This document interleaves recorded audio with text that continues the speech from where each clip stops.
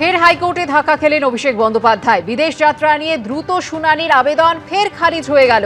দ্রুত শুনানি চেয়ে অভিষেক বন্দ্যোপাধ্যায়ের দ্বিতীয় আর্জিও খারিজ।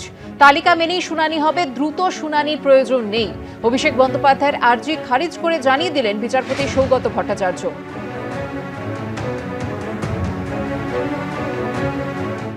আরও বিপাকে ইডির হাতে গ্রেফতার হওয়া কলকাতা পুলিশের প্রাক্তন ডিসি শান্তনু সিনহা বিশ্বাস। 2020 সাল থেকে 14 জন হোমগার্ডকে সাময়িক অব্যাহতিতে পাঠিয়ে দেওয়ার অভিযোগ। সল্টলেকের বিজেপি পার্টি অফিসে মুখ্যমন্ত্রীর সঙ্গে সাক্ষাৎ 14 জন হোমগার্ডের।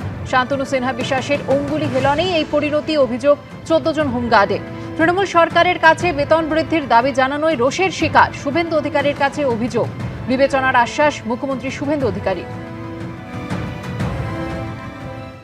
মাননীয় মুখ্যমন্ত্রীকে আমরা অভিযোগ জানালাম, আমাদের দুঃখ সমস্যার কথাটা বললাম, এমনকি আমরা 13-14 জনের মতো আছি।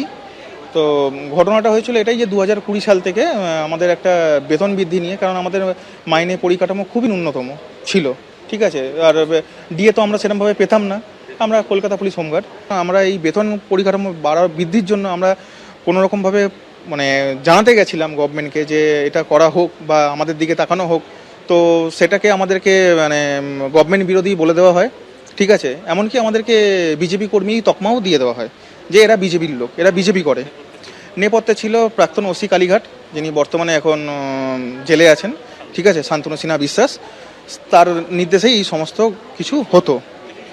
তিনি যখন এই ডিমোবিলাইজটা হয়ে যায়, তারপরে যখন তার কাছে আমরা যে কলকাতা পুলিশ ওয়েলফেয়ার যখন উনি স্থাপন করেছিলেন, তো তার কাছে আমরা রীতিমতো গেছি, রিকোয়েস্ট করেছি, হাতে পায়ে ধরেছি।